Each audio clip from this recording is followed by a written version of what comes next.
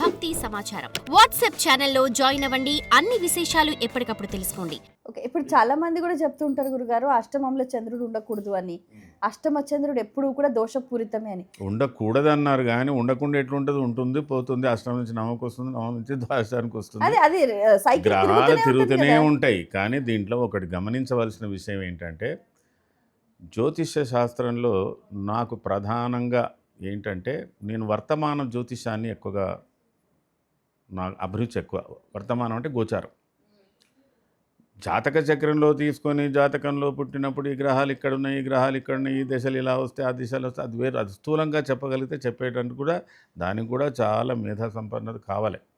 అది వేరు, అది పక్కకు పెడదాం. ప్రస్తుతానికి వర్తమానంలో తీసుకుందాం. జ్యోతిషాన్ని మనకు రన్నింగ్లో ఏం పని చేస్తున్నది.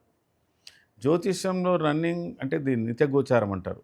ఈ నిత్య గోచారం బాగా వంట పట్టించుకోగలిగితే నాకు తెలిసినంత వరకు ప్రతి కుటుంబంలో అందరికీ జ్యోతిష్యం అనేది ప్రాథమికంగా ఉండాలని మాత్రం మన పెద్దలు, మన సాంప్రదాయం, అందులో ముఖ్యంగా హిందూ సాంప్రదాయంలో సనాతనంగా ఎవరైనా ఒక బ్రాహ్మణులనే కాదు, బ్రాహ్మణేతరులు కానీ ఇతరత్ర కానీ వ్యవసాయదారులు కానీ, వ్యవసాయదారులకు ఉన్నంత జ్యోతిష పరిజ్ఞానము మామూలు పురోహితుని కూడా ఉండదు. ఇప్పుడు అట్లా ఉంది. ఎందుకంటే ఋతువును బట్టి వాడు ఏ విధంగా ఎప్పుడు పంట పండియాలి, ఏం చేయాలి, 27 కార్తులు, ప్రతి కార్తె 15 రోజులు ఉంటాయని చెప్పి వ్యవసాయదారుడు చెప్పగలుగుతాడు. కానీ జ్యోతిష్ శాస్త్రాన్ని ఉస్మానియా దాంట్లో ఎక్కడో విశ్వవిద్యాలయం చదివిన వాళ్ళకి ఆ కార్తీ విషయాల కన్నా వాళ్ళకి ప్రాక్టికల్ ఎక్కువ తెలుస్తుంది. అంటే ఇది సనాతనంగా ఈ జ్యోతిష్ శాస్త్ర ప్రభావాలు ఉన్నాయి. అయితే దాన్ని మనము నిత్య గోచారంలో, అంటే గోచారం అంటే మన ప్రతి కదలిక మీద ఆ గ్రహాల యొక్క ప్రభావం తెలియాలంటే స్థూల జాతక చక్రాల కన్నా ఈ వర్తమానంలో ఉన్నటువంటి గ్రహాలు తెలుసుకోగలిగితే జ్యోతిషం యొక్క విలువ బాగా తెలుస్తుంది. ఇప్పుడు మీరు ఇందాక చెప్పారు నిత్య గోచారం అని.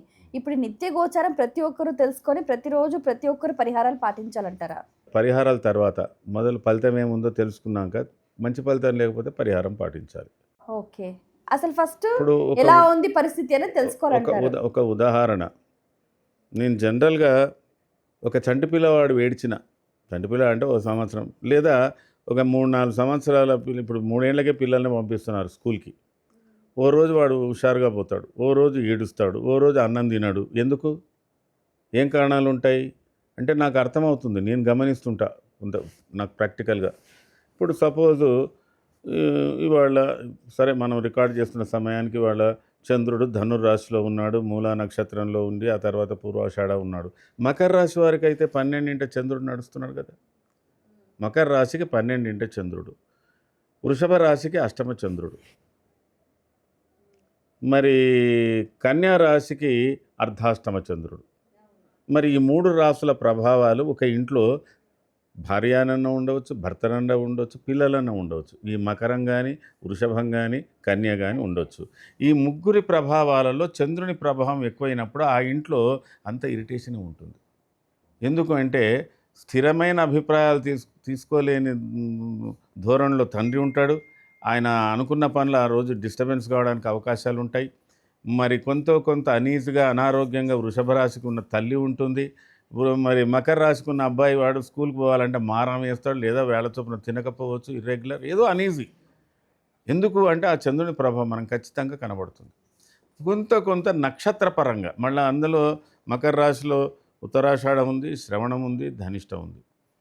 ఆ నక్షత్రపరంగా కొద్దిగాని టోటల్గా స్వభావం ఒకటే చూపిస్తుంది.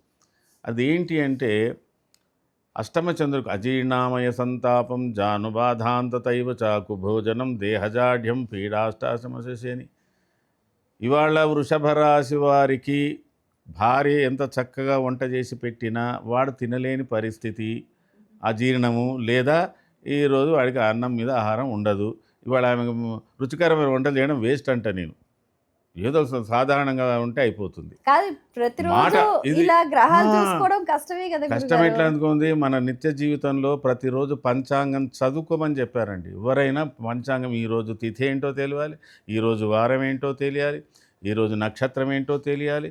ఈరోజు నక్షత్రం ఏంటో తిథి వారం తెలిస్తే వాటి విలువలన్నీ నీకు తెలిసిపోయినప్పుడు తర్వాత నీ పనులు స్టార్ట్ చేసుకోవాలని చెప్పడం జరిగింది. ఇది కేవలము చాలామంది ఉన్నారండి ప్రతినిత్యం కూడా ఉహోరాలు చూసుకొని ప్రయాణం చేసేటోళ్ళు, ఏ పని చేసేటోళ్ళు ఉన్నారు, లేరని కాదు. కానీ పంచాంగం అనేది కనీస పంచాంగ పరిజ్ఞానం ప్రతి వ్యక్తికి ప్రాథమికంగా ఉండవలసిందే.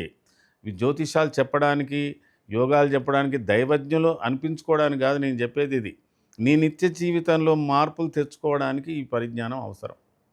అందుకే మొట్టమొదలు మనకు తారాబలం, చంద్రబలం, ఏ పని మనం ప్రారంభం చేసినా ఏదో ఎన్నో బాగున్నాయిరా, అన్నీ బాగున్నాయి, ఏం చెప్పి మీకు తారాబలం బాగుందా, చంద్రబలం బాగుందని చెప్పడం అంటే దాని యొక్క అర్థం ఏంటి? ఆ రోజు పరిస్థితికి నువ్వు ఆ రోజుకు అనుకూలంగా ఉన్నావు. ఇంకా గ్రహాలు లగ్నాలను బట్టి చెప్పే ప్రశ్నాశాస్త్రం అవి అంత లోతుకొద్దు. సహజంగా ఈరోజు ఏమిటి, ఈరోజు నక్షత్రం ఏంటి, ఈరోజు తిథి ఏంటి, ఈరోజు ఇది మనకి ఎంతవరకు ఉపయోగపడుతున్నది. ఓ క్యాలెండర్ అయితే పెట్టుకుంటున్నారు కదమ్మా ప్రతినిత్యం, డేట్ అయితే చూస్తున్నాం కదా, ఆ డేట్ చూసినప్పుడు ఆ కింద ఇంకొక 2 అక్షరాలు చూస్తే సరిపోతుంది కదా. అయితే అంత పరిజ్ఞానం, జ్యోతిష శాస్త్ర ప్రాథమిక పరిజ్ఞానం అందరికీ ఉండి తీరవలసింది. ఒకప్పుడు ఇది అందరికీ ఉండింది కూడా. For more videos like this, subscribe Big TV channel.